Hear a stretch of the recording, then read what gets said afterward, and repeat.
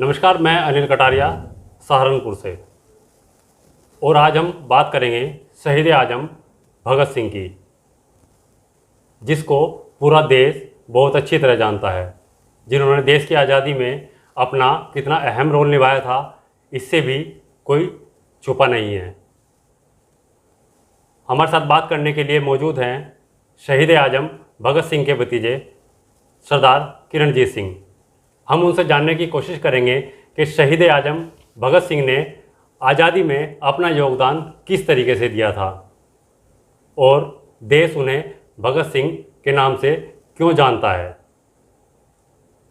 किरणजीत सिंह जी, आपका बहुत बहुत स्वागत है। नमस्कार जी।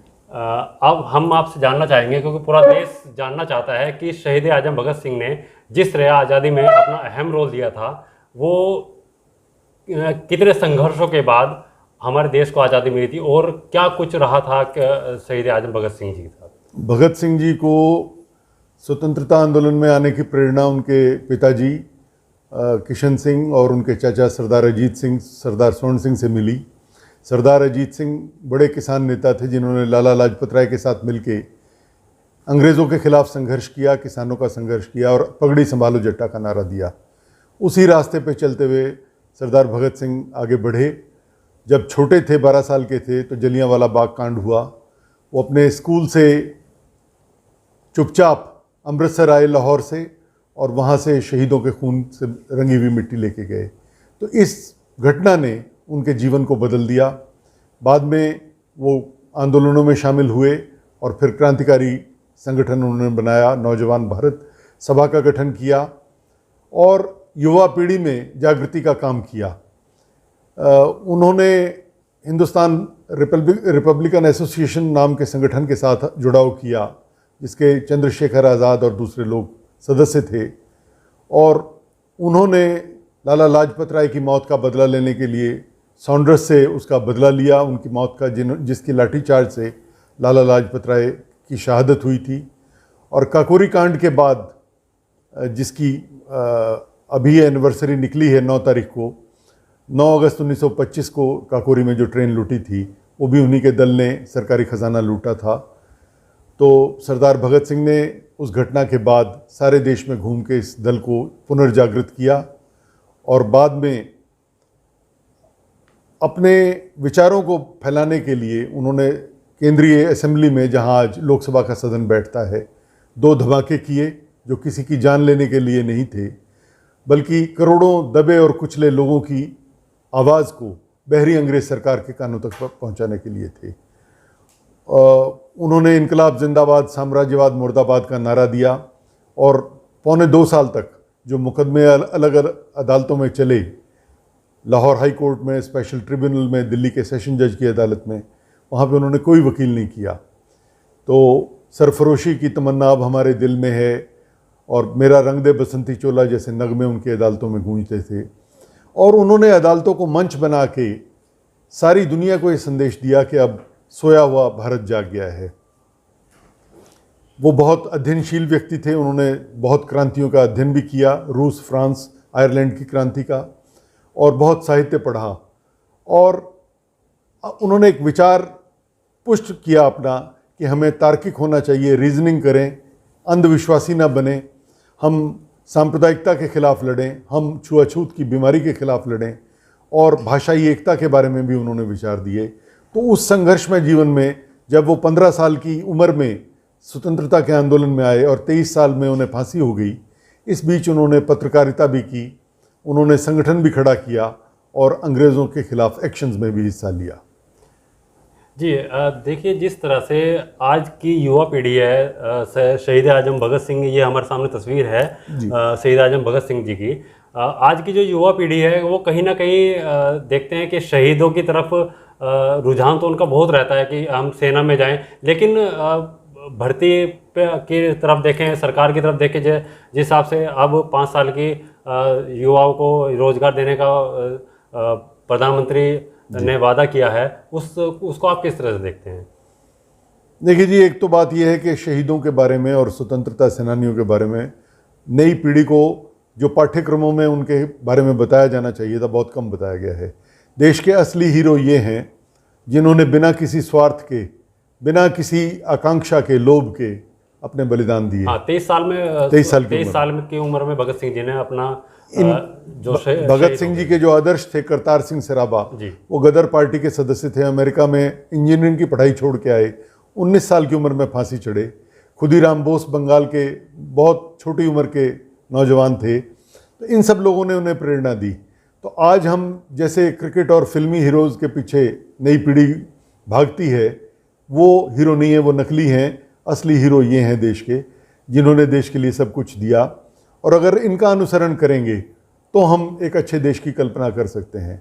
नहीं तो आज जैसी निराशा, जैसा भ्रष्टाचार, जैसे ड्रग्स के पीछे बहुत सारे जगह पे लोग लगे हुए हैं, उन नौजवानों को सही रास्ता दिखाने के लिए हमें सच्चे हीरो उनके सामने लाने पड़ेंगे। और ये वो लोग थे जिन्होंने सिर्फ देश को अपने समक्ष रखा, अपने परिवार को, अपने सुख सुविधा को, सबको बलि चढ़ा दिया। शहीद आजम भगत सिंह बहुत ही छोटी उम्र में शहीद हो गए थे और युवा पीढ़ी के लिए एक प्रेरणादायक भी हैं। हालांकि सरकार उनको आज तक भी शहीद का दर्जा नहीं दे पाई। किस तरह देखते, क्या मानते हैं कि सरकार को क्या करना चाहिए? ये बहुत बड़ा दुर्भाग्य है कि हम शहीद जो हुए हैं, 7.5 लाख शहीद हुए हैं, बहुत से अनाम शहीद हैं जिनका आप पता भी नहीं किसी को, लेकिन जिनका पता है, कम से कम आप उन्हें संवैधानिक दर्जा देके एक सम्मान तो दे सकते हैं। बहुत अफसोस की बात है कि चाहे सरकार कांग्रेस की रही हो या भाजपा की आ गई, कोई बदलाव नहीं आया। सरदार भगत सिंह ने अपने विचारों में कहा था कि सिर्फ गोरे चले जाएं और उन कुर्सियों पे काले आके बैठ जाएं, इसे आज़ादी नहीं कहते। जब तक मूल रूप से आमूलचूल परिवर्तन नहीं इस समाज में होगा, तब तक कोई बदलाव नहीं आएगा। हम देखते हैं कि 75 साल की आज़ादी के बाद हम आज़ाद हुए हैं, बहुत हमें गर्व है इस चीज़ का, लेकिन जो उनके सपने थे वो पूरे नहीं हुए। और उसका मूल कारण ये है कि हमने समझौते से आज़ादी ली, हमने देश का विभाजन मंजूर कर लिया और लोगों के सामने वो चीज़ नहीं आने दी कि कितने बड़े बलिदान और किस उद्देश्यों को लेकर हमने कुर्बानियाँ दी हैं। तो जैसे समाज की उन्होंने कल्पना की थी कि बराबरी का समाज हो, बहुत गरीबी ना हो, बहुत अमीरी ना हो, आज देखते हैं कि देश बिल्कुल उससे दूसरे रास्ते पे जा रहा है। जी, बहुत बार देखने को मिलता है, बहुत लोगों ने बलिदान भी दिया है देश के प्रति। और अब प्रधानमंत्री और मुख्यमंत्री योगी आदित्यनाथ लगातार अमृत महोत्सव 75वां जो वर्षगांठ बनाने जा रहे हैं स्वतंत्रता दिवस की, और घर घर तिरंगा और हर घर तिरंगा की अपील भी लगातार सरकार के द्वारा और प्रशासन के द्वारा की जा रही है। आप इसको किस तरह से देखते हैं?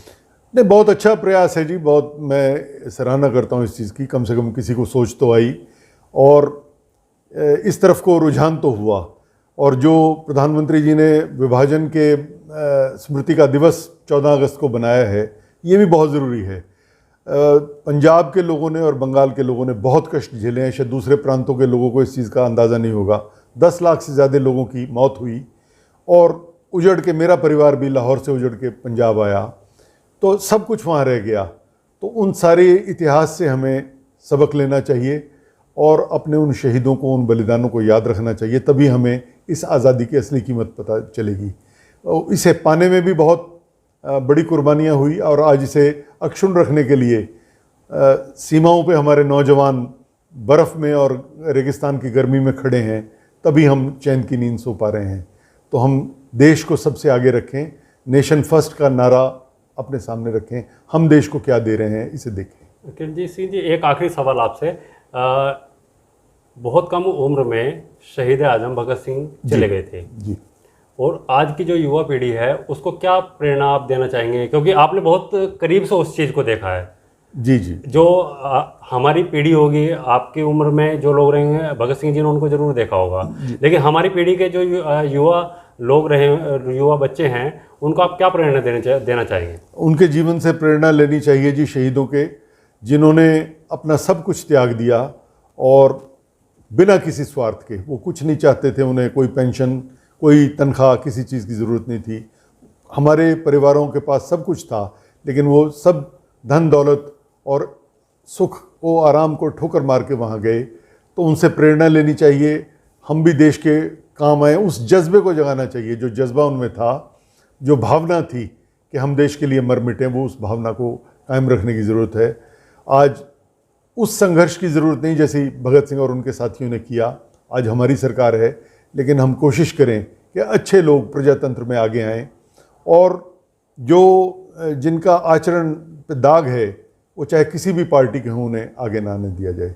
तो एक अच्छे राज्य की हम स्थापना करें और शहीदों के सपनों को पूरा करें, तभी हमारा देश विश्व गुरु बनेगा, स्वर्णिम भारत बनेगा। जी देखिए, हमारे साथ थे शहीद आजम भगत सिंह जी के भतीजे, और जिन्होंने बताया कि युवा पीढ़ी को एक प्रेरणा लेने की ज़रूरत है। शहीद आजम भगत सिंह ने 23 साल की उम्र में अपनी जान देश के ऊपर न्यौछावर कर दी थी।